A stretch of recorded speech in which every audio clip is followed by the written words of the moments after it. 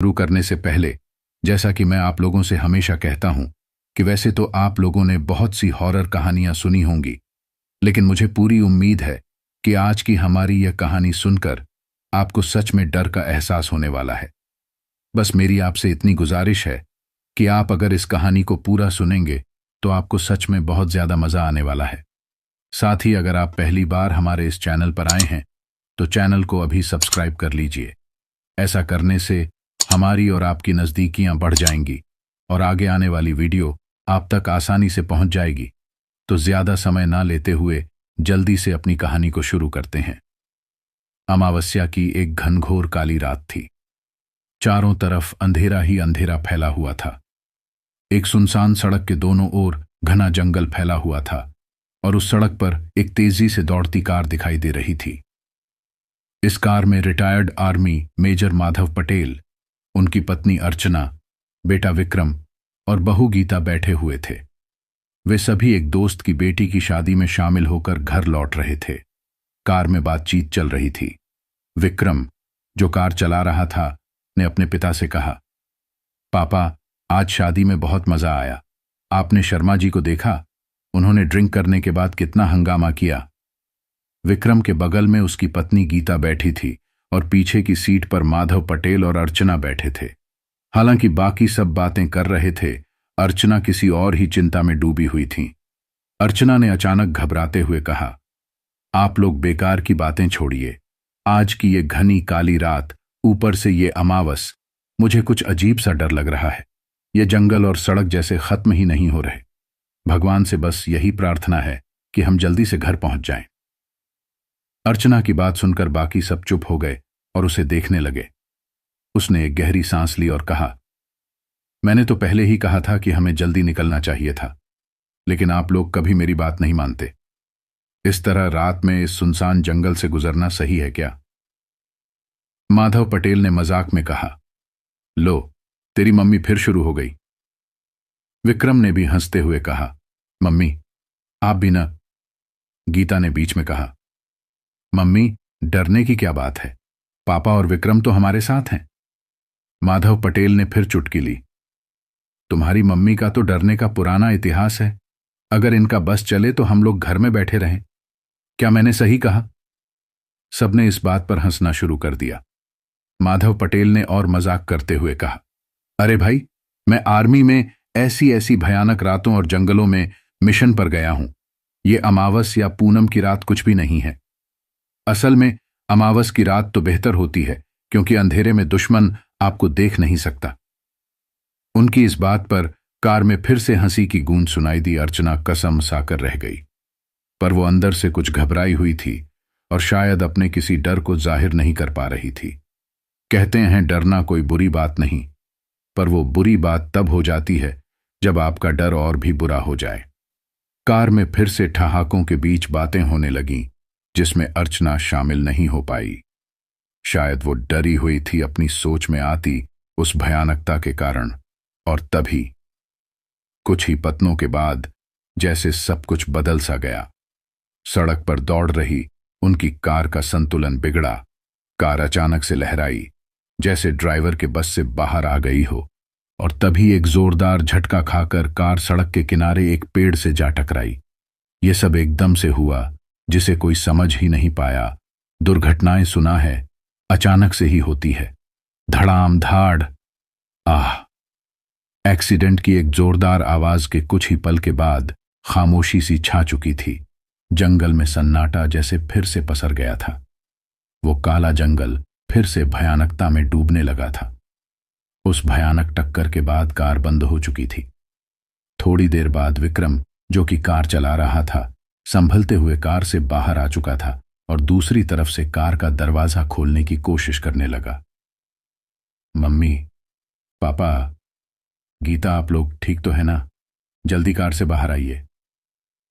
विक्रम ने कार का दरवाजा खोला और कार से निकलकर बाकी सभी को भी बाहर निकालने लगा। कार किसी पेड़ से टकरा गई थी। कुछ ही समय बाद अब सब लोग कार से बाहर आ चुके थे। माधव पटेल अपना घुटना पकड़कर कराहते हुए बोले, अर्चना और गीता को कोई खास चोट नहीं आई थी। क्या हुआ था बेटा? गाड़ी से कुछ टकराया था क्या? पता नहीं, ऐसा ही कुछ एहसास हुआ था, विक्रम ने घबराई हुई आवाज में कहा। क्या मतलब, सच में कोई टकराया था? पापा, पता नहीं, मुझे भी नहीं पता। हम बातें कर रहे थे और अचानक ऐसा लगा जैसे कोई चीज सड़क पर थी जो कार से टकराई और यह दुर्घटना हो गई। विक्रम माधव पटेल को खड़े होने में मदद करते हुए बोला। सच तो यह है, घबराया तो वो भी था। भगवान का लाख लाख शुक्र है हम सब ठीक है। अर्चना गीता का हाथ पकड़कर बोली। किसी को भी कोई खास चोट नहीं आई थी। उनके पीछे और आगे यही काला सन्नाटों से भरा हुआ जंगल और बीच में अंधेरी सड़क नजर आ रही थी। माधव पटेल ने पलटकर सड़क की तरफ देखा, पर सड़क पर उसे कोई भी दिखाई नहीं दिया। सड़क पर कोई था? मैं समझा नहीं बेटा। सड़क पर तो कोई भी नहीं दिखाई दे रहा है, न ही आसपास कोई परछाई। फिर तुम टकराए किस चीज से? मतलब कार किस चीज से टकराई थी? माधव पटेल ने विक्रम को अजीब तरह से घूरते हुए कहा। विक्रम का चेहरा घबराहट से लाल हो चुका था, जो कार की जलती हुई इंडिकेटर में रह रहकर दिख रहा था। पता नहीं पापा, ऐसा लगा कोई था सड़क पर, लेकिन मुझे कोई दिखाई नहीं दिया। लगता है ऐसा लगा जैसे कोई अचानक से कार के सामने आया होगा। मुझे कुछ ठीक से याद नहीं आ रहा पापा, पर उसे बचाने के साथ ही यह सब हुआ। पर सच में वहां सड़क पर कोई तो था जो कार से टकराया। विक्रम की इस तरह की बात सुनकर सभी का घबराना और सवाल पूछना कोई अजीब बात नहीं थी। गीता भी काफी घबराई हुई थी। अगर ऐसा था तो मैं भी सामने बैठी थी। मुझे तो कुछ भी नहीं दिखाई दिया विक्रम। मैं सच कह रहा हूं। हो सकता है हम बात करने में इतने मशगूल हो गए थे कि ठीक से ध्यान न दे पाए हो, पर मुझे पूरा यकीन है कि कुछ तो था, क्योंकि टकराने की आवाज भी हुई थी। विक्रम अब भी परेशान था और पेड़ से भिड़ी हुई अपनी कार को घूर रहा था। सभी लोग ये जानने में लगे थे आखिर ये सब अचानक कैसे हुआ था। बेटा, लगता है तुम्हें वहम हुआ है। तुम काफी थक गए हो, बातें करते हुए तुमने ध्यान नहीं दिया होगा और गाड़ी बहक गई होगी या कोई गड्ढा आ गया होगा। वैसे भी काफी अंधेरा है, अब जाने दो, वहां तो कोई भी नहीं है और भगवान का शुक्र है हम सब सही सलामत है। चलो देखते हैं गाड़ी तो ठीक है ना, वरना आज रात इस काले घने जंगल में तेरी मम्मी की भूतों की कहानियां सुन के बितानी पड़ेगी। इस छोटे से एक्सीडेंट के पीछे फिर तेरी मम्मी कोई भयानक कहानी रच लेगी। माधव पटेल ने चिढ़ते हुए कहा और वो कार की तरफ बढ़े और ड्राइविंग सीट पर बैठते हुए उन्होंने कार को स्टार्ट करने की कोशिश की। आखिरकार कोई फौजी ऐसे छोटे मोटे एक्सीडेंट से कैसे घबरा सकता था। कार चालू करने की भरसक कोशिश की गई, पर इंजन आवाज करके शांत हो गया और इसी के साथ पूरा जंगल भी एक पल को शांत हुआ लगने लगा। बेटा, ये कैसी सुनसान सड़क है? अर्चना सड़क के दोनों तरफ देखते हुए बोली। न कोई रोशनी और न ही कोई गाड़ी आ रही है। मुझे तो बहुत डर लग रहा है। अर्चना शायद उस कहानी को रचने लगी थी जिसका जिक्र अभी माधव पटेल ने किया था। अरे मम्मी, आपने ही तो कहा था आज अमावस की रात है तो अंधेरा तो होगा ही, और वैसे भी ऐसे जंगलों में रोड लाइट्स तो होती नहीं है ना मम्मी। आप प्लीज ये सब सोचना बंद करो, विक्रम ने कहा, क्योंकि वो जानता था अर्चना के डरे हुए बर्ताव को और अभी समय वहां से निकलने का था, इन कहानियों का नहीं। तभी माधव पटेल से की और वो कार को रियर्स गायर में डालकर पीछे सड़क पर ले आए। विक्रम अर्चना और तिहा को कथा की तरफ लेकर आया। चलो सब लोग गाड़ी में बैठ जाओ फटाफट। शुक्र है बोनट और हेडलाइटर्स के अलावा सब ठीक है और ये स्टार्ट हो गई है। बाकी कार की ज्यादा नुकसान नहीं हुआ था और अब कार स्टार्ट हो चुकी थी। माधव पटेल ऐसे मुस्कुराए जैसे डूबते हुए इंसान को नाव मिल गई हो, वो भी पूरी की पूरी, और अब इसी नाव में उन्हें अपनी फैमिली की जंगल पार करवाना था। भगवान का लाख लाख शुक्र है जो गाड़ी चालू हो गई, अर्चना ने हाथ जोड़कर कहा। अर्चना माधव पटेल के साथ आगे की सीट पर बैठ गई और इस बार विक्रम और उसकी पत्नी गीता पीछे की सीट पर बैठे। उस घने जंगल की दशा ऐसी थी कि कोई भी यहां से जल्दी ही निकलना चाहेगा। गाड़ी वापस सड़क पर थी। बीचों बीच जंगल के सन्नाटे में इंजन की घुन घुन आवाज किसी जानवर की गुर्राहट की तरह गूंज रही थी। तभी विक्रम ने पूछा, क्या हुआ पापा? गाड़ी चालू करके अब आप किसका इंतजार कर रहे हैं? चलिए गाड़ी निकलिए यहां में। कोशिश तो कर रहा हूं बेटा, पर न जाने क्यों ऐसा लग रहा है कि कार आगे नहीं बढ़ पा रही है। ऐसा लग रहा है जैसे ये गाड़ी आगे बढ़ना नहीं चाहती। कुछ समझ नहीं आ रहा। मैं पूरी कोशिश तो कर रहा हूं, गियर डाला हुआ है, एक्सीलरेटर भी दबा रहा हूं, पर अभी तो सब ठीक लग ही रहा था। अब देखो तो सही, अचानक मुझे तो लगता है कार में काई गड़बड़ी हो गई होगी पापा। अरे इतने जोर से पेड़ से जो टकराई थी। आप रुकिए, मैं बाहर जाके देखता हूं, शायद कोई प्रॉब्लम हो, विक्रम ने कहा और उसने कार का दरवाजा खोला। पर अर्चना ने मुड़कर उसका हाथ पकड़ लिया। नहीं बेटा, कार से मत उतरला। जाने क्यों मेरा दिल जोर जोर से घबरा रहा है। ऐसा लग रहा है जैसे कोई अनहोनी होने वाली है। कुछ भी ठीक नहीं लग रहा। ऐ जी, आप कोशिश करिए, कार चल जाएगी। अर्चना सहमी हुई थी। यह किसी भी तरह की मुसीबत को नहीं बुलाना चाहती थी और शायद जंगल को महसूस भी कर रही थी। कभी कभी वहम सच भी हो जाता है। आगे क्या होगा कौन जानता है। क्या मम्मी, आप भी ना, अगर गाड़ी चल सकती तो अब तक हम आगे निकल भी चुके होते। चेक तो करना ही पड़ेगा, नहीं तो वाकई हम यहां फंस जाएंगे। और आप इतना क्यों डर रही हो? मैंने कहा ना, कुछ नहीं होगा, आप चिंता मत कीजिए। मैं देखता हूं। पापा जरा वो टॉर्च देना। आप लोग गाड़ी में ही बैठिए, मैं देख कर आता हूं। फिर विक्रम टॉर्च लेकर बाहर आ गया और कार का बोनट उठाकर चेक करने लगा। अर्चना और गीता का ध्यान कार के शीशे से बाहर की तरफ ही था, जैसे वो कुछ खतरे को भांपने की कोशिश में थे, और माधव पटेल कार को चालू करने की कोशिश में थे, क्योंकि उन्हें किसी खतरे से डर नहीं लगता था। तभी अचानक कार के बाहर से विक्रम की एक जोरदार चीख सुनाई दी। एक ऐसी जोरदार आवाज जिसने किसी डर को छू लिया हो। पापा, मम्मी, जल्दी यहां आइए। कार में बैठे संग्राम सिंह, अर्चना और गीता चीख सुनकर जल्दी से कार से निकल के विक्रम की तरफ भागे, जैसे कोई भूत देखने के बाद भागता है, ये सोचकर कि जाने क्या अनहोनी हुई थी जो विक्रम इस तरह चीख रहा था। क्या हुआ विक्रम? माधव पटेल ने बाहर आते ही पूछा। पापा, वो, सकपकाई आवाज में विक्रम ने कुछ इशारा किया। क्या हुआ? तुम चिल्लाए क्यों? अर्चना और गीता भी माधव पटेल के पीछे ही थे।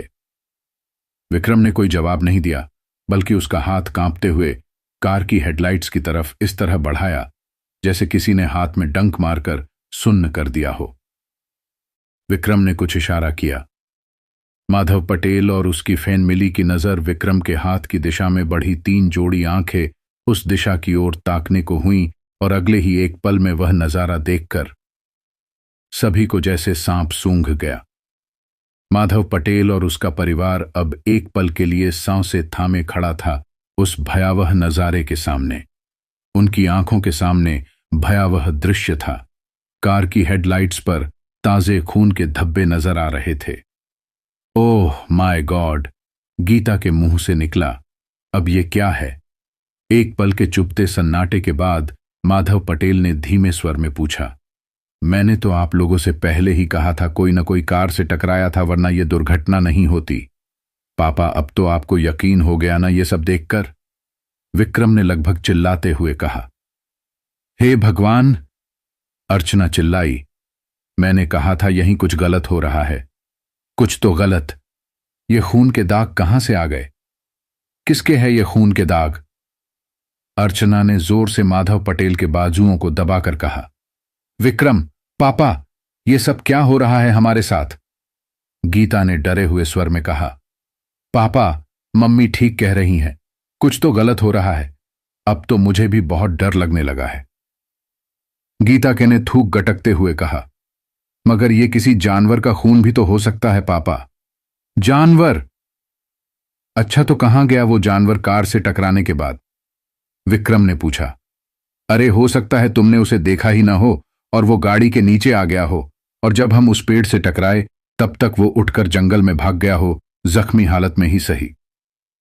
गीता ने अपना अनुमान लगाया। माधव पटेल अब भी खामोश थे, क्योंकि वो शायद बातों में नहीं सबूतों में यकीन करने वालों में से थे। हो सकता है, पर फिर सड़क पर कहीं खून गिरना चाहिए था। अर्चना चारों तरफ देखती हुई बोली। ये कोई माया जाल लगता है जी। मुझे बहुत डर लग रहा है, ये कोई काला जादू हो सकता है। कहते हैं कि अमावास की रात बड़ी जालिम होती है और काली और बुरी आत्माएं लोगों को ऐसे ही अपने जाल में फंसाती हैं। अर्चना के बातों ने विक्रम और गीता को भी यकीन दिलवाना शुरू कर दिया था कि ये सब किसी कारण से उनके साथ घट रहा है।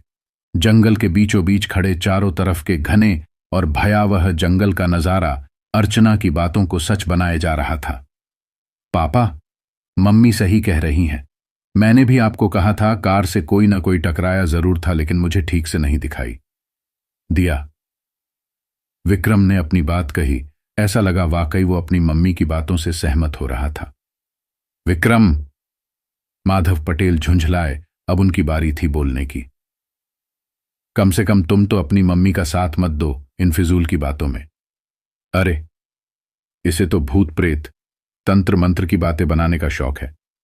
35 सालों का तजुर्बा है मेरा इसके साथ। ये सब बकवास बातें मत करो प्लीज। माधव पटेल गुस्से में बोले। अगर ऐसी बात है तो आप ये बताइए कहां है वो जो इस कार से टकराया था।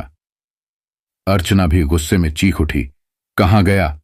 आसमान में चला गया या धरती में समा गया? बोलिए। तुम अब चुप हो जाओ थोड़ी देर के लिए प्लीज, माधव पटेल ने अर्चना को घूरते हुए कहा और गोल मटोल आंखों से घूर कर भी उसे चुप करवाना चाहा और वो एकदम से चुप भी हो गई। पर सड़क अब भी खाली था, क्योंकि सच तो बस यही था कि सिवाय उनके उस जगह पर फोड़ या ही नहीं, कार की हेडलाइट्स से रोशनी बस उन पर आ रही थी। आसमान तो जैसे काली समुद्री में नहाया हुआ था।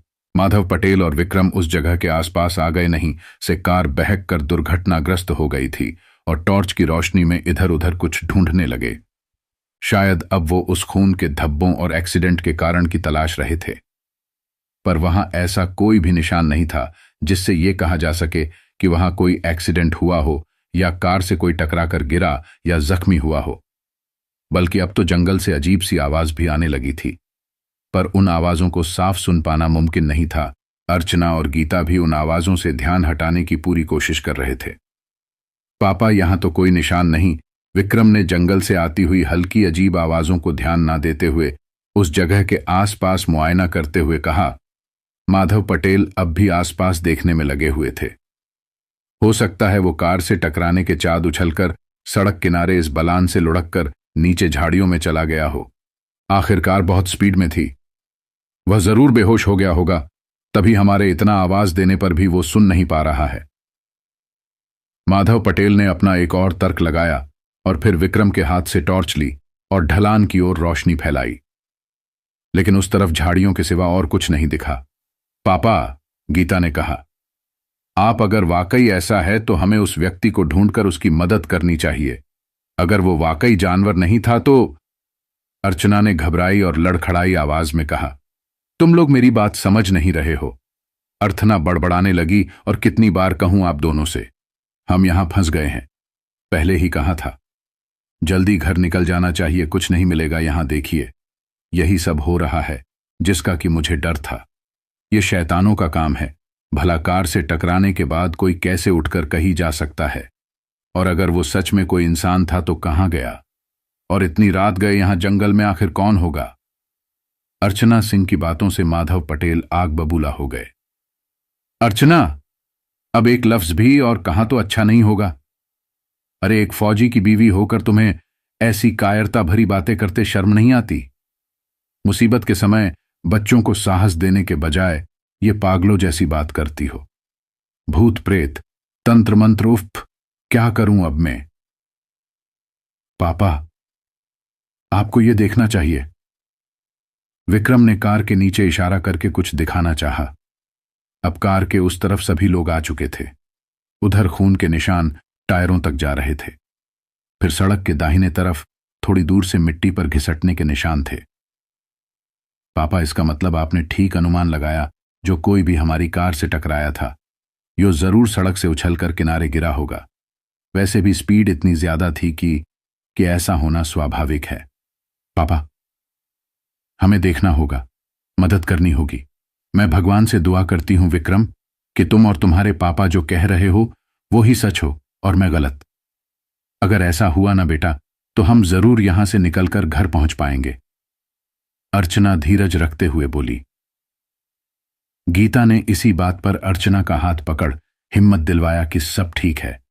अरे कोई हमें सुन रहा है क्या? कोई है वहां? कोई है? माधव पटेल ने जोरों से चिल्लाना शुरू कर दिया था। सड़क के दोनों तरफ घने जंगलों की तरफ विक्रम और माधव पटेल आवाज देने लगे। जंगल में उनकी आवाज गूंजने लगी और ऐसा लग रहा था जंगल अपनी ओर बुला रहा था उन्हें उन आवाजों से। पापा, मुझे लगता है वो हमें सुन नहीं पा रहा। वैसे भी सड़क किनारे की ये बलाने उन झाड़ियों में खत्म होती है और हो सकता है वो घायल हो और बेहोशी की हालत में हो। मुझे जाकर देखना होगा, विक्रम ने कहा। पापा, मुझे वो टॉर्च दीजिए। आप लोग यहां कार के पास रुकिए, मैं नीचे जाकर देखता हूं। विक्रम और माधव पटेल का अनुमान कितना सही था यह बता पाना मुश्किल था, पर उन्हें जो लग रहा था वो उस पर अमल करने में लगे थे।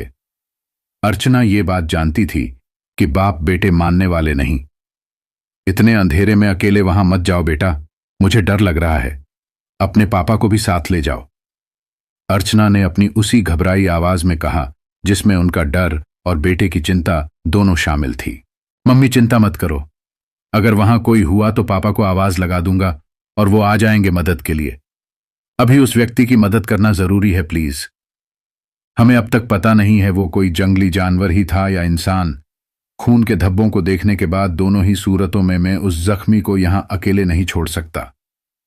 विक्रम ने अर्चना को समझाया और फिर माधव पटेल से कहा, पापा, आप तब तक यहां मदद देखिए।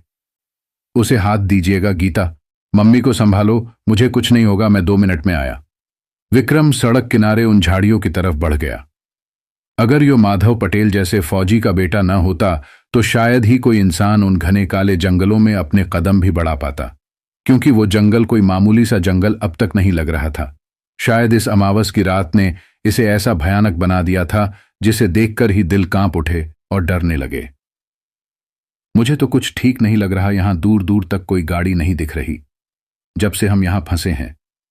मुझे तो एक भी गाड़ी सड़क से गुजरते नहीं दिखी। न जाने ये काली मनहूस अमावस की रात आज क्या बुरी बला लेकर आई है। हमारे लिए अर्चना पूरी तरह डरी हुई थी और बार बार भगवान का नाम जप रही थी। दूर दूर तक वाकई कोई गाड़ी नजर नहीं आ रही थी। माधव पटेल भी गहन चिंता में डूबने लगे थे, पर वो अर्चना की बात का समर्थन नहीं कर पा रहे थे, क्योंकि ये रात मुसीबत से भरी जरूर थी, पर ये अमावस और भूत प्रेत की बातें माधव पटेल जैसा फौज में कई साल काम करने वाला दिलेर आदमी कभी नहीं मानने वाला था। पर क्या वाकई किसी चीज को ना मानने से उस चीज के होने को नकारा जा सकता है? पर आज की रात किसी ऐसी भयानकता का संकेत दे रही थी जो किस हद तक मनहूस थी ये कोई नहीं जानता था। अभी तक ऐसा कुछ भी नहीं हुआ था जिससे कोई भी व्यक्ति ये मान ले कि इन घटनाओं में अमावस की काली रात में घूमने वाली अनजान शक्तियों का कोई हाथ है। दरअसल सच्चाई जब तक सामने नहीं आती लोग उसे टाल देते हैं, पर जब यो नंगी होकर सामने आ खड़ी होती है तो उसे झुठलाना नामुमकिन हो जाता है। विक्रम को गए हुए अब तक 10 मिनट से ज्यादा हो चुके थे। न जाने विक्रम सड़क किनारे दिख रही उन झाड़ियों में कहां गुम हो गया था। चिंता का विषय बन जाना अब लाजमी था। ये विक्रम अभी तक क्यों नहीं आया? जरा देखिए ना, कहीं कोई मुसीबत में न फंस गया हो। अर्चना का डर अब भी चरम पर था और गीता बिना बोले अर्चना का हाथ थामे अपने डर को अपने में समाये थी। विक्रम, विक्रम। माधव पटेल और गीता ने अगले ही पल आवाज देना चालू किया, पर कोई भी जवाब नहीं मिला। न ही विक्रम उन झाड़ियों में कहीं नजर आया। पापा, विक्रम कहां गए? मुझे अब चाकई और भी ज्यादा डर लगने लगा है। प्लीज आप कुछ कीजिए ना मम्मी, ये सब क्या हो रहा है? हमें विक्रम को उधर जाने ही नहीं देना चाहिए था। पापा प्लीज कुछ कीजिए।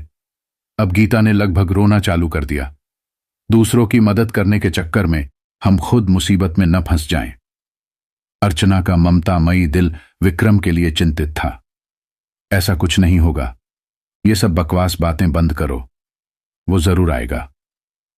माधव पटेल उस स्थिति को संभालने में लगे थे, पर कुछ देर के बाद गीता और अर्चना की बातों से माधव पटेल भी अपने इकलौते बेटे विक्रम की चिंता से घिर गए चुके थे। उन्होंने अब जोर जोर से विक्रम का नाम लेकर चिल्लाना शुरू कर दिया। पर जाने क्यों ऐसा लग रहा था, जंगल उन लोगों की आवाज उस तक पहुंचने नहीं दे रहा था। ये रात ऐसी लग रही थी जैसे पूरा आकाश काली स्याही में डूब गया हो। उनके कार एक्सीडेंट के बाद से ही जंगल ने जैसे अपना रंग बदल लिया हो। इतनी रात सड़क पर एक फैमिली और उसमें से एक सदस्य गायब था, और कार का लगभग एक्सीडेंट हो चुका था जिसमें पूरा परिवार बाल बाल बचा था। क्या वाकई ये सब किसी नियति का खेल होने जा रहा था, या संयोग मात्र था बस? पर शायद चुपचाप सड़क पर खड़े होकर तमाशा देखने का समय अब जा चुका था। माधव पटेल विक्रम को ढूंढने के लिए सड़क से नीचे उतर के उन झाड़ियों की तरफ धीरे धीरे बढ़ने लगे। कार की जलती हुई लाइट्स ही आसपास थोड़ा उजाला फैलाए हुए थीं, जो कि ज्यादा साफ तो नहीं थी, पर उसके अलावा कोई चारा था भी नहीं। उनके पास गीता, मम्मी को लेकर कार में बैठो, मैं विक्रम को देखकर आता है। नहीं पापा, आप भी मत जाइए। जैसा कहता है वैसा करो, कार के अंदर जाओ, मैं नहीं चाहता कोई और मुसीबत आए। माधव पटेल ने झाड़ियों की तरफ बढ़ते हुए पीछे मुड़कर कहा। माधव पटेल अपनी फैमिली को इस मुसीबत से निकालने की भरसक कोशिश कर रहे थे, लेकिन चिंता उन्हें सताए जा रही थी। न तो वो विक्रम को छोड़ के भाग सकते थे और न ही उसका पता लगा पा रहे थे, क्योंकि अगर फैमिली को छोड़ के जंगल में गए तो इन पर कोई मुसीबत आ सकती थी। जाने के अलावा कोई चारा ही नहीं रह गया था, क्योंकि अब तक कोई उस सड़क से गुजरा भी नहीं था जिससे मदद की गुहार लगाई जा सके। माधव पटेल बेटे का नाम ले लेकर जंगल में बढ़ने लगे। संग्राम की चाल आज डगमगा रही थी, जबकि उन जैसे फौजी के साथ ये नहीं होना चाहिए था। पर शायद ये एक फौजी के कदम नहीं, एक बाप के कदम थे जो अपने बेटे को ढूंढ रहे थे। आंखें सिर्फ विक्रम को ही तलाश रही थीं। माधव पटेल झाड़ियों की तरफ बढ़ते हुए बार बार पीछे मुड़कर गीता और अर्चना को भी देख रहे थे, जो कि कार के पास ही अब तक खड़े थे। एक दूसरे को पकड़े हुए माधव पटेल विक्रम का नाम पुकारना चाहते थे, पर उनके लफ्जों पर जैसे ताला लग गया था। वो लगातार जंगल में अंदर बढ़ रहे थे। गीता और अर्चना की नजरों से ये भी ओझल हो चुके थे। माधव पटेल आज किसी फौज के मिशन पर नहीं, बल्कि बेटे की तलाश में थे। चारों तरफ ऊंचे ऊंचे पेड़ और घना काला अंधेरा अपने पैर पूरी तरह पसारे हुआ था। विक्रम का अब तक कोई अता पता नहीं चल पाया था। तभी सामने माधव पटेल को एक और झाड़ियों का झुंड नजर आया। अचानक झाड़ियों से कुछ सरसराहट की आवाज आने लगी। यो सड़क से दूर उन झाड़ियों के अंदर आ चुके थे। गीता और अर्चना अब नजर नहीं ओह थे, और माधव पटेल को इस बात का अब कोई एहसास नहीं था। उनके कदम उस तरफ ब्रतुमय लगे।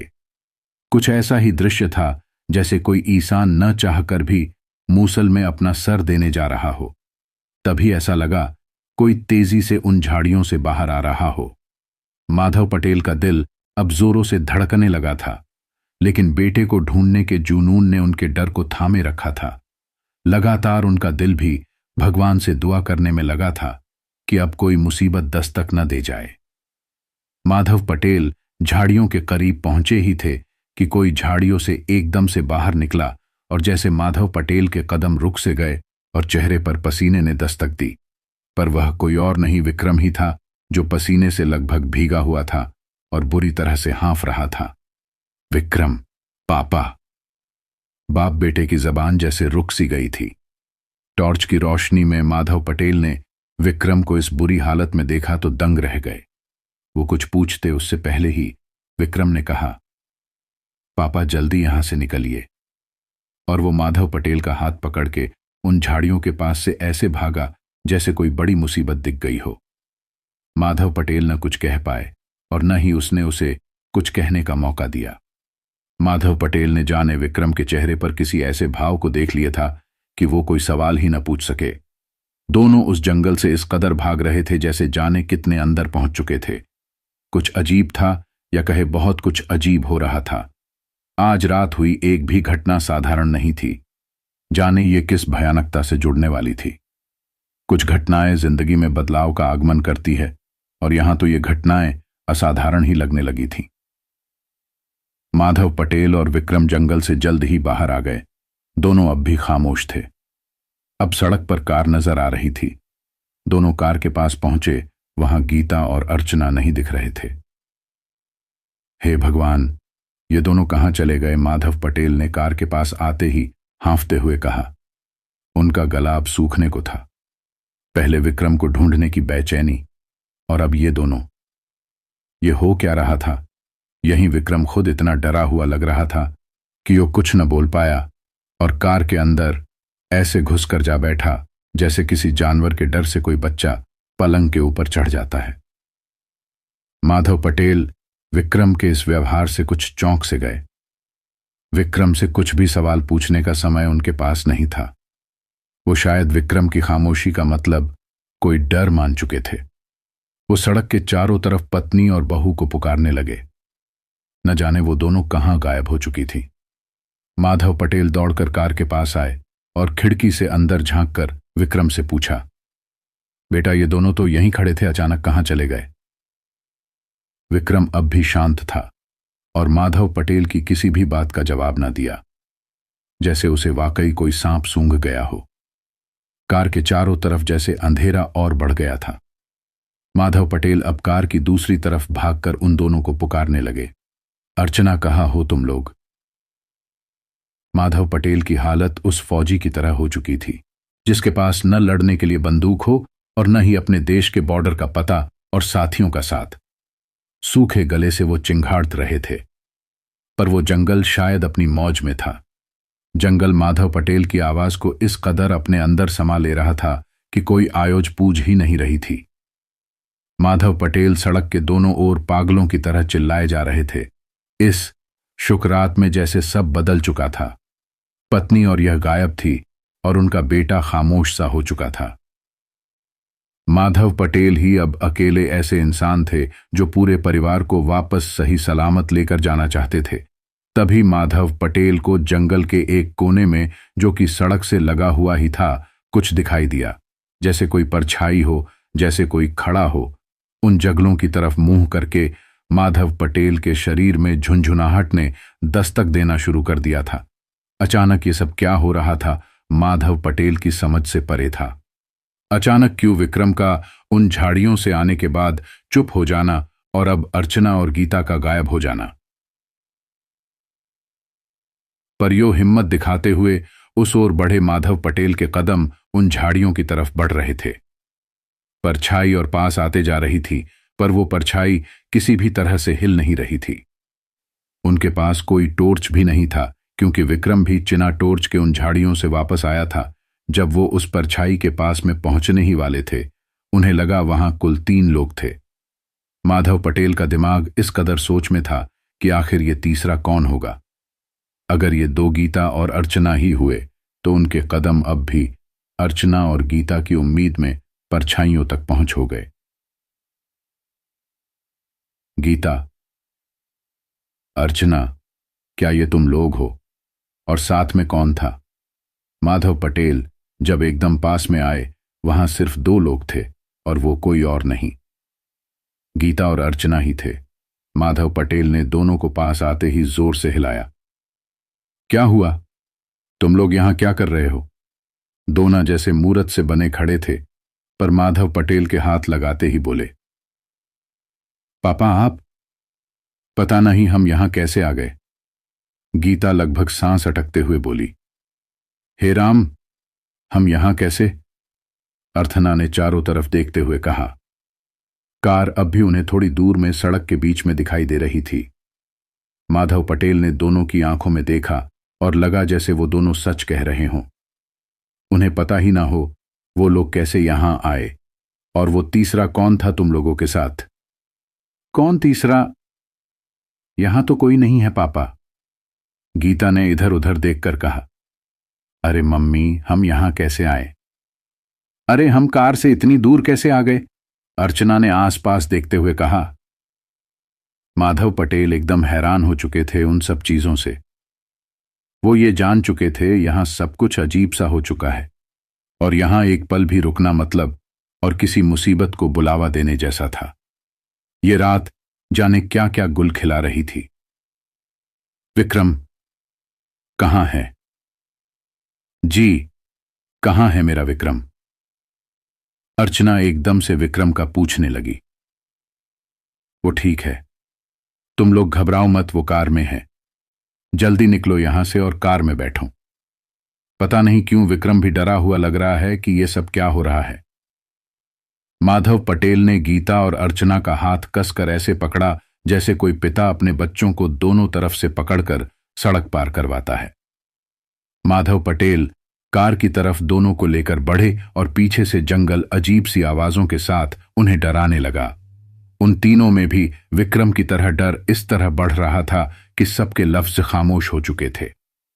कार के करीब आते ही अर्चना और गीता विक्रम विक्रम करने लगी और उसके कार के अंदर बैठते ही, वहां पहुंचते ही तमाम सवाल करने लगीं।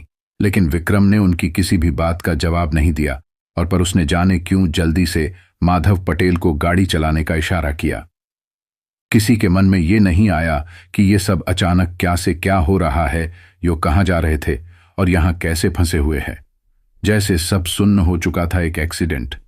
खून के धब्बे, विक्रम का जंगल में जाकर आना, गीता और अर्चना का यूं अचानक कार से दूर चले जाना, बस इतनी सी घटनाएं ही तो घटी थीं, जिसे अब तक कोई समझ ही नहीं पा रहा था।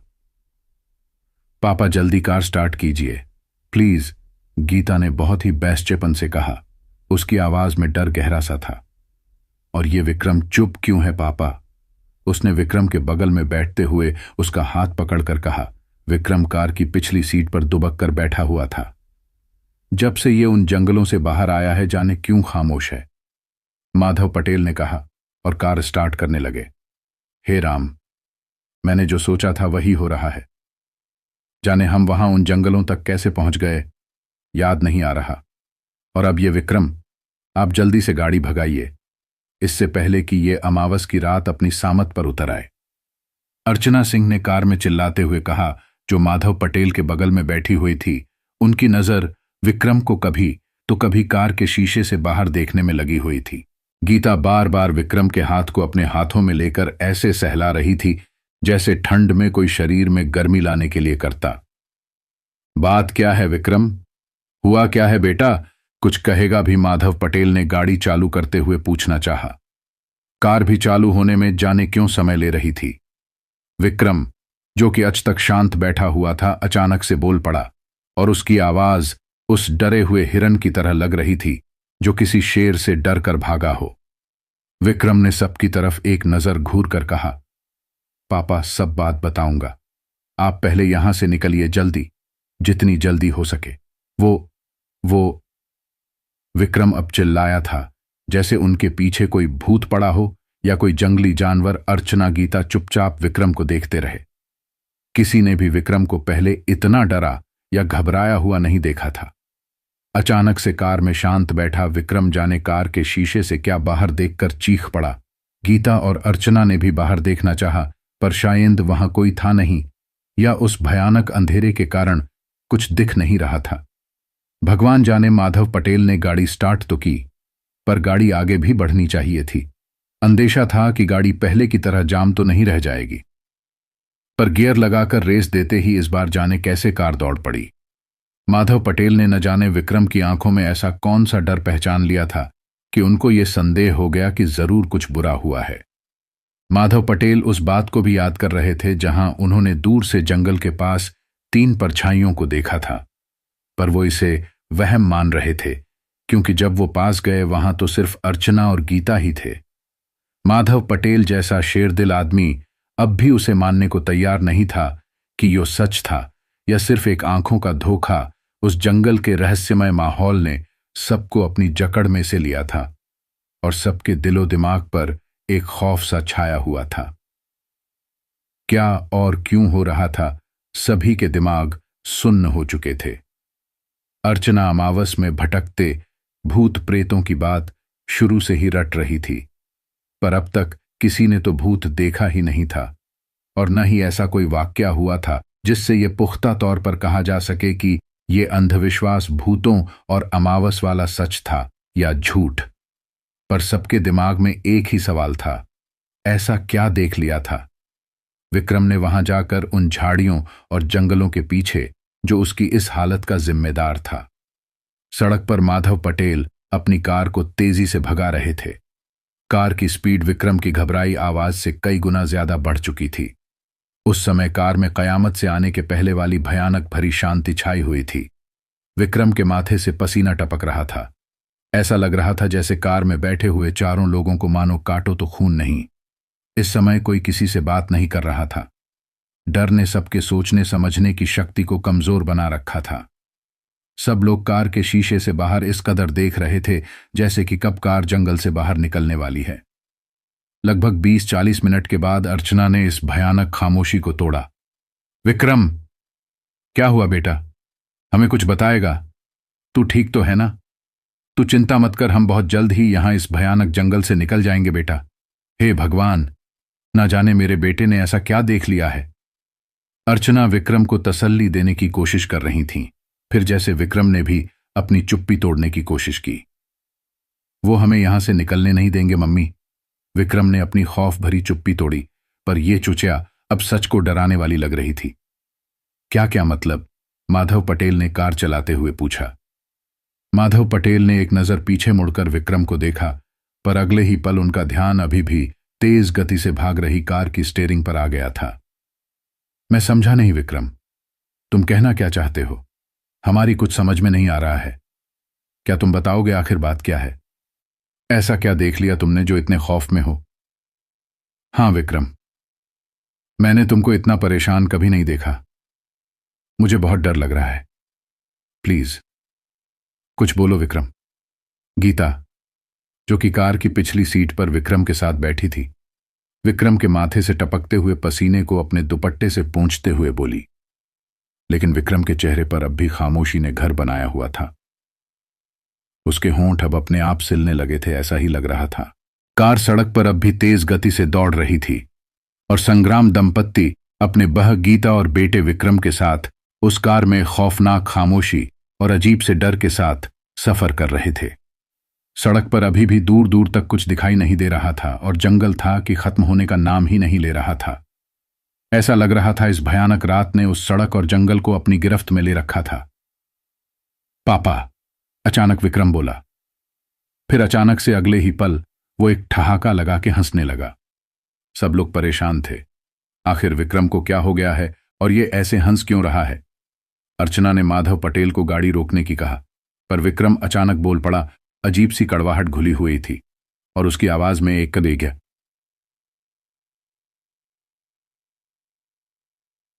नहीं पापा, गाड़ी मत रोकिएगा। अगर गाड़ी रुक गई तो अंजाम और भी भयानक होगा। बेटा, तुम्हें क्या हो गया है?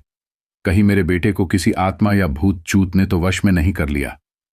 अर्चना घबराए हुए स्वर में बोली। अर्चना को अपना शक सच होते दिखने लगा था, क्योंकि जो कुछ भी इस समय हो रहा था कोई साधारण बात नहीं थी। ये तुमने क्या लगा रखा है भूत प्रेत? तंग आ गया है इन बातों से मैं। माधव पटेल ने पीछे विक्रम की तरफ देखा और पृष्ठा, आखिर तुम बताते क्यों नहीं कि क्या हुआ? आखिर यहां ऐसा क्या देखा तुमने?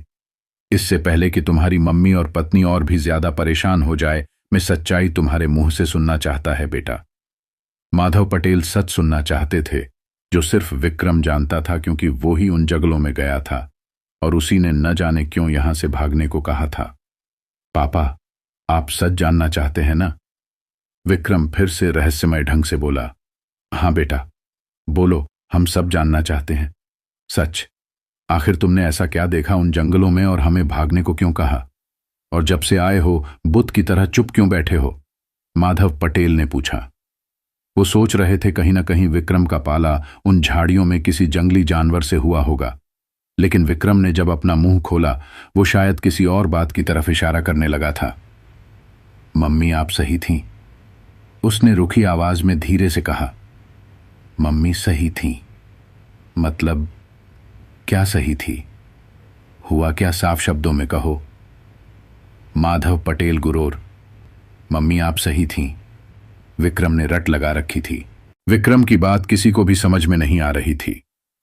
क्या बुरा हुआ था और क्या होने वाला था, अब भी ये एक सवाल सा था सबके लिए, जिसका जवाब विक्रम ही दे सकता था। सबका ध्यान विक्रम की बातों में इस कदर उलझ रहा था जैसे उनके डर अपने साथ हुए उस छोटे से हादसे और एक्सीडेंट को भूल चुके थे, कुछ पत्ल के लिए ही सही। अर्चना सामने वाली मीट पर बैठी हुई थी, पर उसकी नजर पीछे विक्रम को देख रही थी। उसने मुड़कर विक्रम का हाथ अपने हाथों में लिया और पूछा, बेटा, तुम्हारे पापा, मैं और गीता सब परेशान हैं। हम जानना चाहते हैं ऐसा क्या हुआ जिसके कारण तुम ये कहना चाहते हो कि मैं सही थी। हमें समझ नहीं आ रहा कि तुम किस बारे में बात कर रहे हो। डरो नहीं बेटा, प्लीज हमें बताओ, क्या हुआ वहां पर। मां चाहे कितनी भी परेशान क्यों ना हो, वो अपने बच्चों को हमेशा हौसला देने की कोशिश करती है।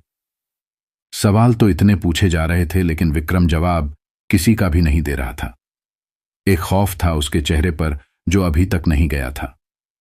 जाने क्यों कभी अचानक भागने का बोलने लगता और जब कुछ पूछा जाता तो खामोश हो जाता। वो किसी से नजरें नहीं मिला रहा था। गीता उसके चगल में बैठी उसके हाथों को पकड़े हुए थी। माधव पटेल अब भी उन काली सड़कों पर कार दौड़ा रहे थे और जैसे इन जंगलों से जल्दी अपनी कार को चाहर निकालना चाहते थे। अगले ही पल आखिरकार विक्रम ने खौफ में समाई अपनी जुबान खोला, पापा, गीता। विक्रम की आवाज बेशक अब भी डरी हुई ही थी, फिर भी न जाने अब वो कौन सा राज बताने वाला था। फिर उस कहानी की शुरुआत होने लगी जिसका इंतजार पूरा परिवार अब तक कर रहा था। जब मैं उन झाड़ियों के पीछे उस शख्स को ढूंढने गया, मैं अपनी टॉर्च लिए इस उम्मीद से आगे बढ़ा कि शायद वहां काई जख्मी हालत में होगा, पर मुझे वहां कोई भी नहीं दिखाई दिया। एक पल के लिए मुझे यह भी लगा कि शायद यो कोई इंसान न हो, कोई जानवर भी तो हो सकता है जो कार से जख्मी होकर जंगल में चला आया हो। लेकिन वो जानवर हो या इंसान, उसे भी मदद चाहिए होगी। इसी उम्मीद के साथ मैं झाड़ियों से आगे निकला तो मुझे काले और घने जंगल के सिवा कुछ भी नहीं दिखाई दिया। मैंने वहां आवाज लगाई, कोई है यहां? हेलो, मैं आपकी मदद करना चाहता है। अगर आप यहां हैं तो प्लीज जवाब दीजिए। लेकिन मुझे कोई भी जवाब नहीं मिला। टॉर्च की रोशनी भी उस काले घने जंगल और इस काली अमावस की रात में फीकी पड़ रही थी। मैं ठीक से नहीं देख पा रहा था। तभी थोड़ी देर की कोशिश के बाद जब मुझे यह एहसास हुआ कि वहां कोई भी नहीं है और यह भी एहसास हो चुका था कि मैं किसी को ढूंढते ही अजाने किस मायावी से दिखने वाले भयानक जंगल में आ चुका हूं, और साथ ही यह भी एहसास मेरे दिल को हो चुपम था कि अगर कोई जानवर ही होता तो इतनी दूर जंगल में कैसे जख्मी हालत में आ सकता था। इसी एहसास के साथ मैं वापस आने के लिए मुड़ा हो था कि तभी कुछ हल्की सी आवाज मेरे कानों में आई। मैं पीछे मुड़ा पर वहां कोई भी नहीं था। मैंने फिर एक बार आवाज लगाई, तभी मुझे किसी के रोने की आवाज आई। मुझे अब तक इस बात पर पूरा यकीन हो गया था कि कोई हमारी कार से अवश्य टकराया था। मैं तेजी से अपनी टॉर्च लिए उस तरफ बढ़ा। थोड़ी दूर जंगल में चलने के बाद मैंने देखा। इतना कहते ही विक्रम की आवाज में जैसे एक अजीब सा डर थरथरा रहा था और आवाज जैसे रुक सी गई। कार अब भी माधव पटेल सरपट भगा रहे थे।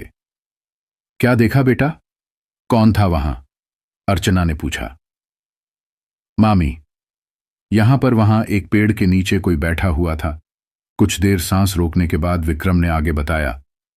कौन बैठा था वहां? गीता ने पूछा, जो अब पूरी तरह डर रही थी।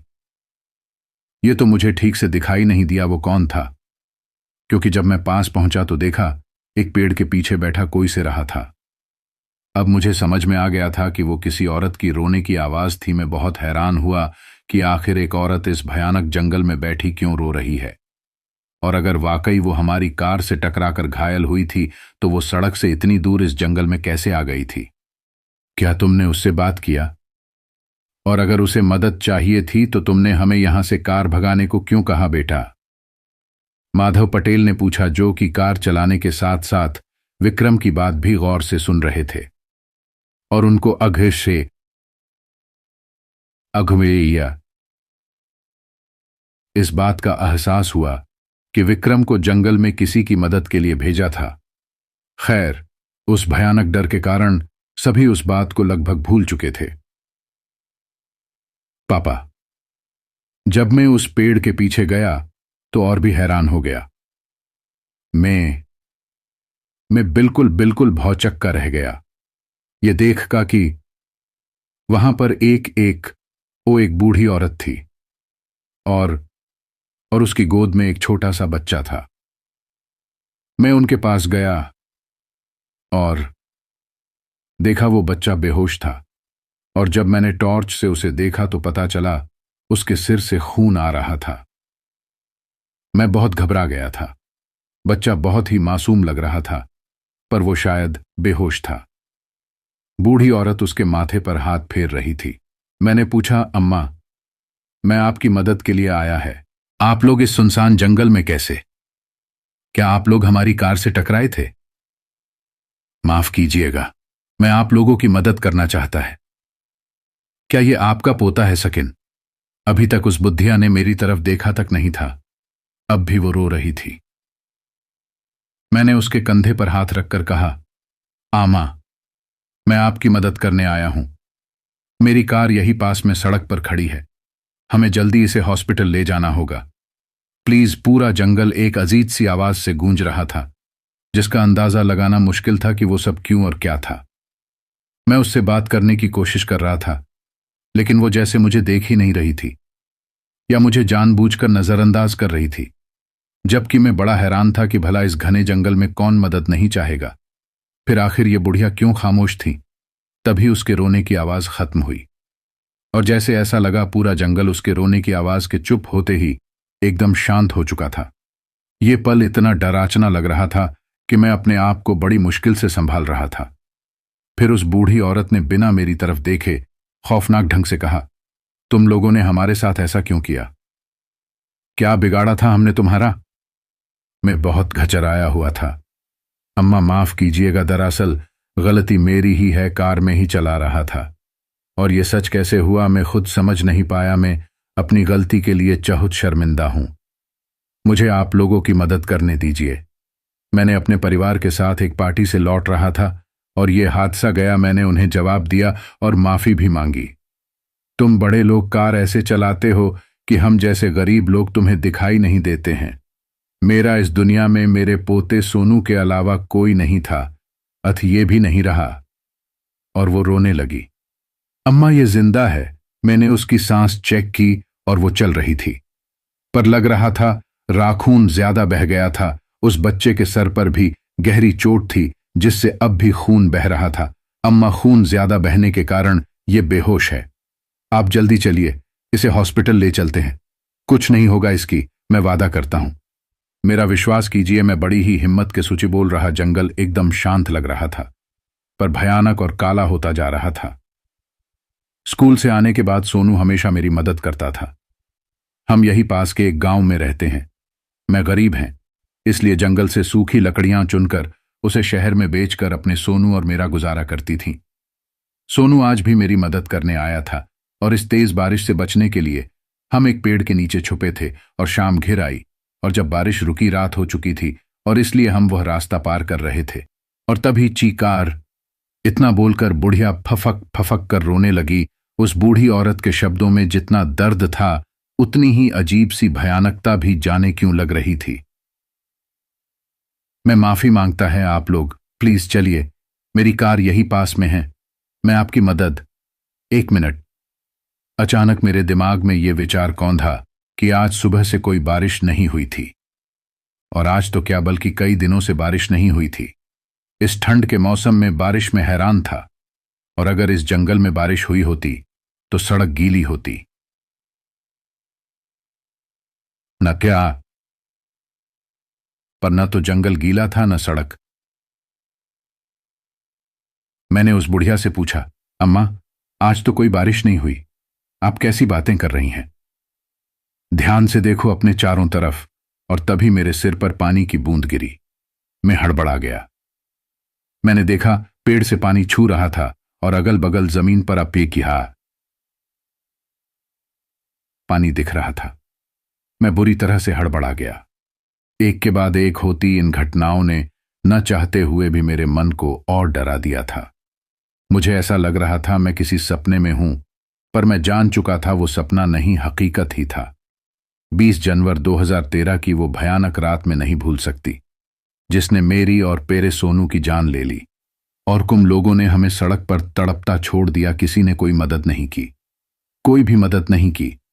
पर मदद तो हमें अब भी चाहिए, पर यह बात आज भी चुभती है कि आखिर हमारी क्या गलती थी। वो एकदम से चौंक रही थी। ये बात सुनते ही मेरे पैरों तले जमीन खिसक गई। मुझे लगा कोई मजाक चल रहा है, पर तभी तभी मैंने देखा वो बच्चा अचानक उठ खड़ा हुआ, जिसके सर से अब भी काफी खून बह गया था और अब मानो ऐसे खड़ा हो उठा जैसे बिल्कुल ठीक हो। मैं हल्का सा पीछे हुआ। बुढ़िया ने पहली बार मेरी तरफ देखा। उसका चेहरा देखकर मैं घबरा गया, जो कि काफी भयानक था। उसने पास से कुछ उठाया। Oh my God! वो एक कुल्हाड़ी थी। मैं कुछ समझ पाता उससे। पहले ही एक जोरदार हंसी उस जंगल में गंज उठी। हा हा हा हा, ये कुल्हाड़ी देख रहे हो? इससे मैं लकड़ियां काटा करती थी और उस दिन उस परिवार की गर्दनें काट देती अगर मैं मर न गई होती तो। तुम सब शैतान हो, इंसानी शैतान, पर मैं तुम लोगों का ही इंतजार कर रही थी। ये अमावस की रात बड़ी जालिम होती है, जाने कैसे कैसे खेल करवाती है ना? पर शायद तुम्हें बता दूं, ये आज की रात मेरी उस रात की ख्वाहिश को पूरी करेगी। वो भयानक इरादों के साथ मेरी तरफ बढ़ रही थी और मैं धीरे धीरे पीछे जा रहा था। मेरे दिमाग ने काम करना एकदम बंद कर दिया था, पर अपने आप को बचाने की कोशिश मैं अब भी कर रहा था। हमें माफ कर दो, हम तो बस आपकी मदद करना चाहते थे। मैंने और मेरे परिवार ने आपका कुछ नहीं बिगाड़ा। प्लीज हमें जाने दीजिए। हमें लगा आप लोग हमारी कार से टकराए होगे, इसलिए आप लोगों को ढूंढता इधर आपकी मदद के लिए आया। मैं गिद्धांगिड़ा रहा था, पर कदम एक एक करके पीछे जा रहे थे और अब नीचे सूखे पत्तों की चरमराहट आ रही थी। प्रसूति तो जैसे गायब हो चुका था, जिसे मैंने थोड़ी देर पहले महसूस किया था। वो बुढ़िया और वो लड़का मेरी ओर बढ़ रहे थे। उनका चेहरा काला पड़ता जा रहा था, जैसे कोई परछाई उसे बैंक रही हो। तुम लोगों ने हमारे ऊपर गाड़ी क्यों चढ़ाई?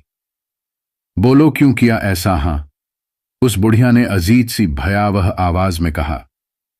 मैं तो आज भी उसी रास्ते से अपने सोनू को लेकर सड़क पार कर रही थी। वो तुम लोग थे जिन्होंने हम पर गाड़ी चला दिया। क्या बिगाड़ा था हमने?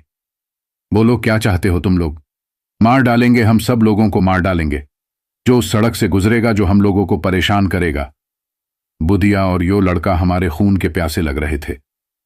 मैंने हिम्मत जुटाई और तेजी से वापस सड़क की तरफ भागा। वो लोग मेरे पीछे आ रहे थे और उस बुढ़िया की कुल्हाड़ी घनी रात में ऐसे चमक रही थी मानो वो हमारी खून की प्यासी हो। इसके बाद कार में सन्नाटा छाया रहा। बस यही सब हुआ वहां पर। और मम्मी, आप सच कह रही थीं, भूत प्रेत होते हैं और अमावस की रात वो अपना बदला लेने के लिए घूमते हैं, और आज हम यहां फंस गए हैं। कहते कहते विक्रम रोने लगा। विक्रम के इस वाकये को सुनने के बाद कार में बैठे संग्राम, फेनमिली के तीनों सदस्य भयभीत हो चुके थे। विक्रम, ये सब तू क्या बोल रहा है बेटा? अर्चना ने हैरानी से कहा। कार में बैठे माधव पटेल, अर्चना और गीता विक्रम की इस कहानी से इतने हैरान थे कि वो लोग समझ नहीं पा रहे थे कि सच है या झूठ, और झूठ था। मां ती राहु ऐसी कहानियां क्यों बनाएगा? सच तो ये है कि भूतों पर विश्वास दो तरह के लोग करते हैं। एक वो जो उन्हें मानते हैं कि वो होते हैं, और एक वो जो उन्हें देख लेते हैं। और विक्रम उन्हें देख चुका था और अर्चना और गीता शायद अब तक उन्हें मान चुके थे। लेकिन माधव पटेल उन दोनों ही तरह के लोगों में से नहीं थे। माधव पटेल के भयभीत होने का कारण शायद यो कहानी नहीं, बल्कि विक्रम था। विक्रम, बहुत हुई तुम्हारी ये बचकानी बातें। तुम इतने पढ़े लिखे होकर भी इन भूत प्रेतों की बातों में विश्वास करते हो। हद है ये तो। मुझे तुमसे ये उम्मीद नहीं थी। गीता और अर्चना को तो मैं समझा नहीं सकता, पर प्लीज तुम तो ये फिजूल की बातें मत करो। बस थोड़ी देर में हम इस जंगल से निकल जाएंगे और फिर घर पहुंच जाएंगे। तुम सब चिंता मत करो। डर और इस रात ने तुम सबके दिमाग पर जादू कर दिया है, जो यहां से निकलते सही हो जाएगा, माधव पटेल ने कहा और कार की रफ्तार बढ़ा दी। हे राम, ये आप क्या कह रहे हैं? मैंने तो पहले ही कहा था, यह अमावस की रात मनहूस होती है, और आज विक्रम ने आत्माओं को भी देख लिया और वो हमारे पीछे पड़ गए हैं। कहते हैं कि अमावस में भटकती शैतानी आत्माएं आसानी से पीछा नहीं छोड़ती। हे भगवान, हमारी रक्षा करो। बेटे तुम चिंता मत करो, कुछ नहीं होगा। अर्चना ने अपने पर्स में रखे गणेश भगवान की मूर्ति को निकालकर भगवान का मंत्र जपने लगी। माधव पटेल का ध्यान अब सिर्फ गियर और स्टीयरिंग को संभालने में था। वो जल्दी से उस जंगल को पार करना चाहते थे। बस गीता, जो अब काफी घबराई हुई थी, विक्रम को कसकर पकड़े हुए अब कांप रही थी। विक्रम बार बार कार की खिड़की में पौहर जाने क्या देख रहा। पापा, यो हमें यहां से निकलने नहीं देगा। बकवास बंद करो विक्रम, मुझे और कुछ भी नहीं सुनता है इस बारे में।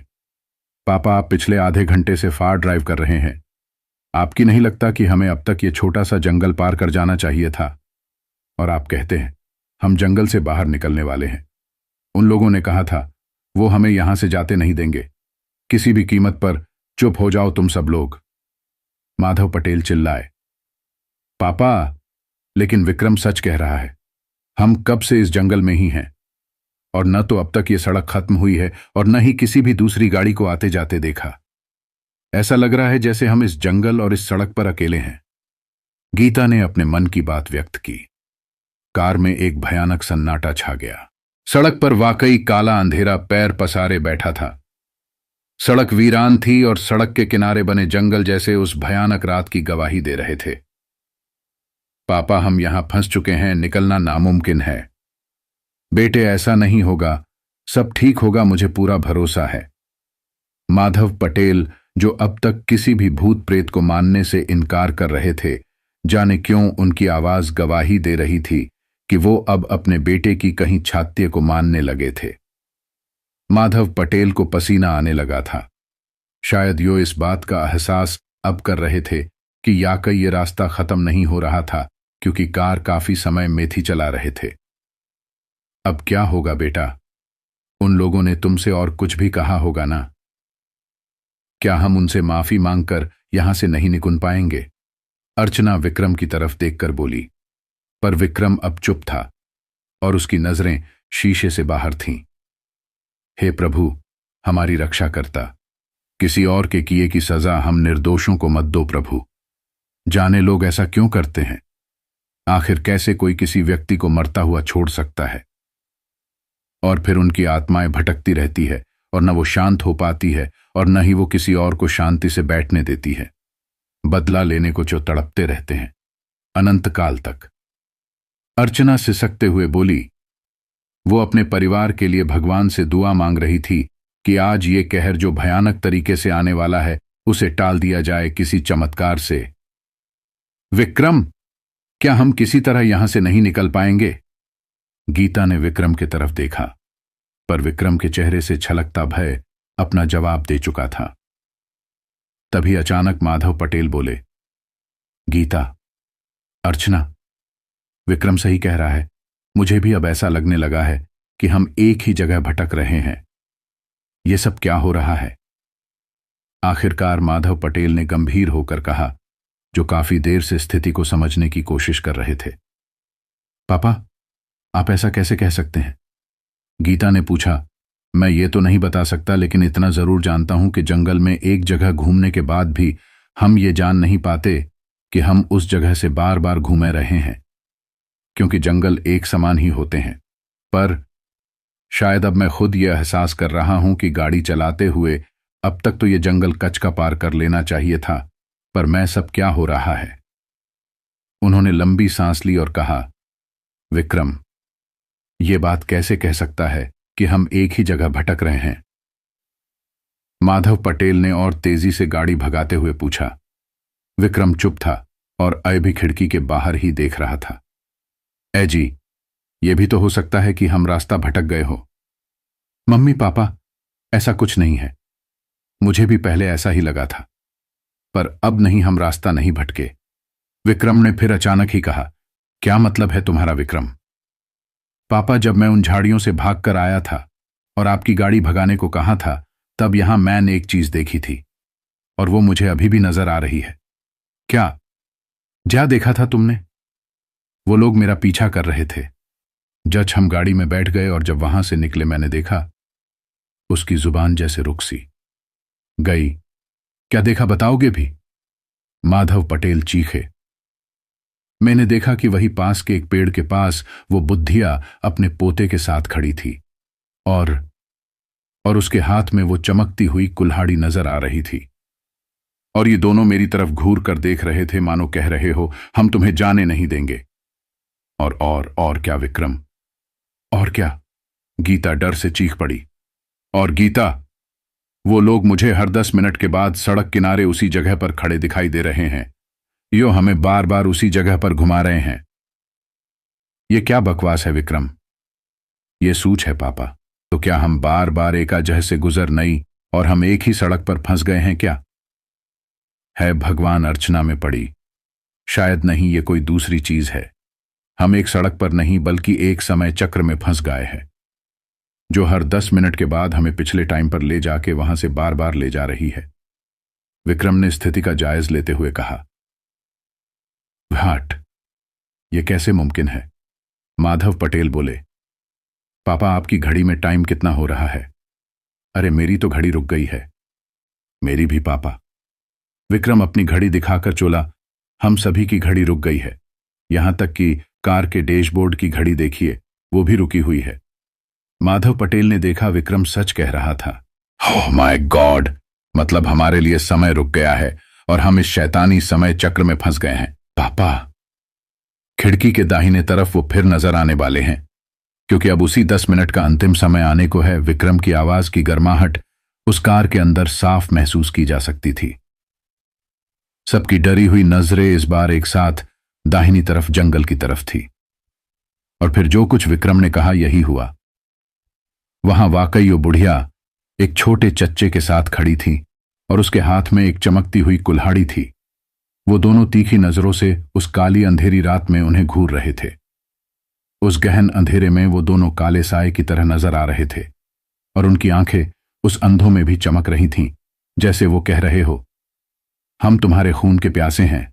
माधव पटेल और उसकी फापली को छक्के छूट गए। वी भयानक रात इतनी भयावह थी कि उसे बयान करना नामुमकिन कार्य। अब भी सड़क पर दौड़ रही थी। उन दो सायों को पूरी फैमिली के देखने के बाद कार में डर का माहौल काफी बढ़ चुका था। पापा, अचानक विक्रम चीखा। उसके चेहरे के भाव बता रहे थे कि उसे कुछ उपाय सूझा है। कार रोकिए। क्यों? माधव पटेल का कार रोकने का कोई इरादा। इस समय चक्र से बाहर निकलने का शायद एक ही उपाय है। क्या? हमें उल्टी दिशा में जाना होगा।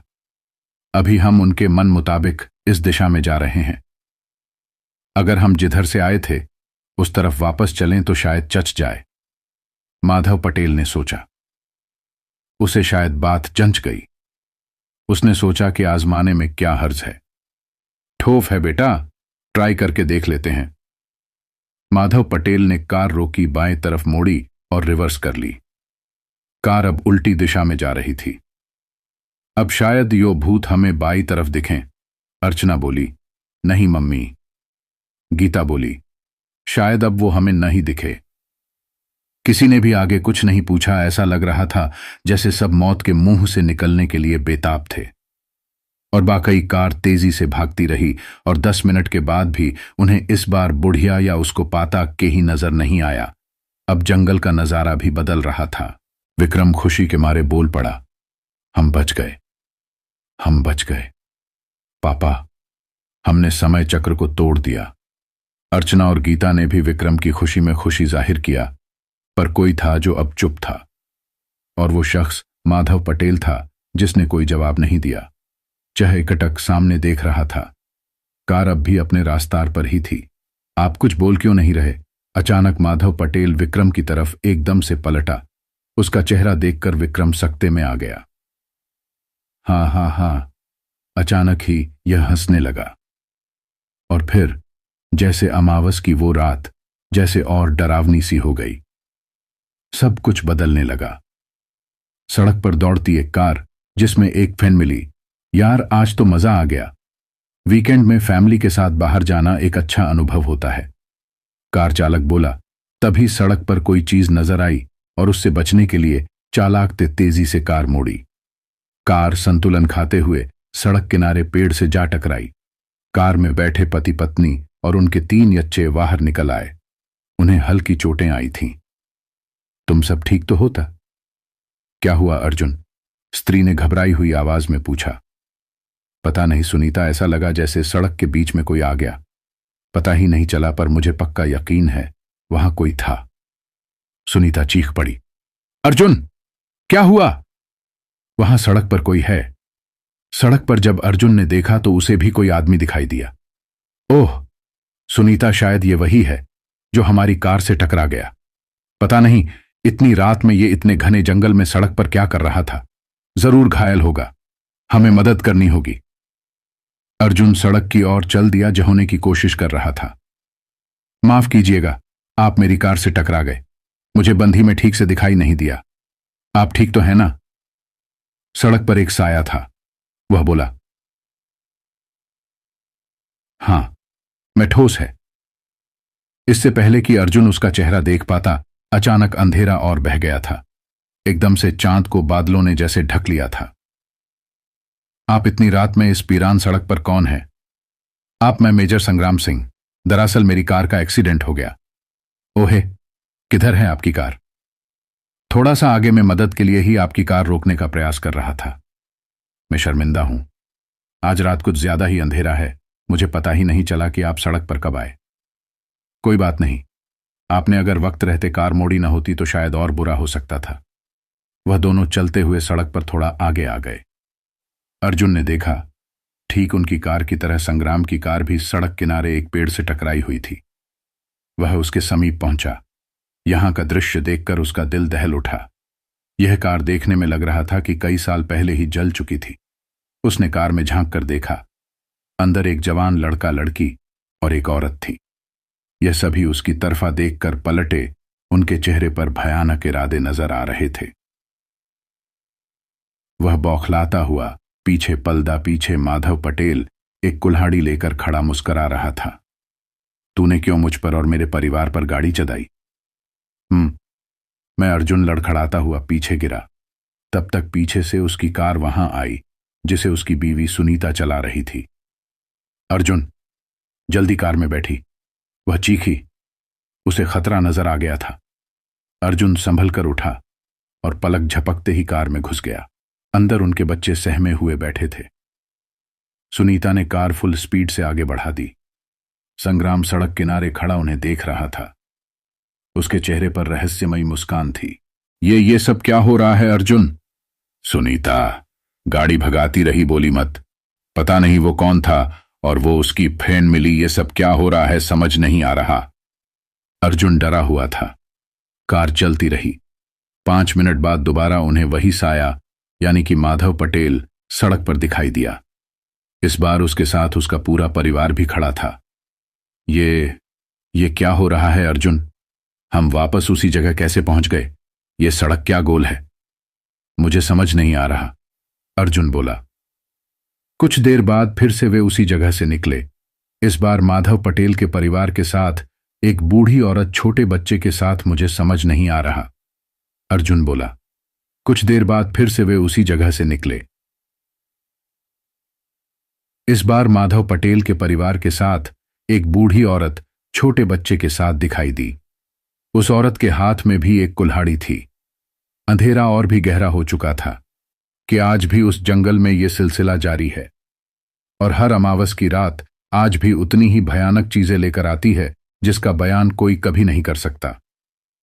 यह कहानी यहीं पर समाप्त होती है। कहानी कैसी लगी कमेंट में जरूर बताना। अगर आपके पास कोई कहानी है तो मुझे आप भेज सकते हैं।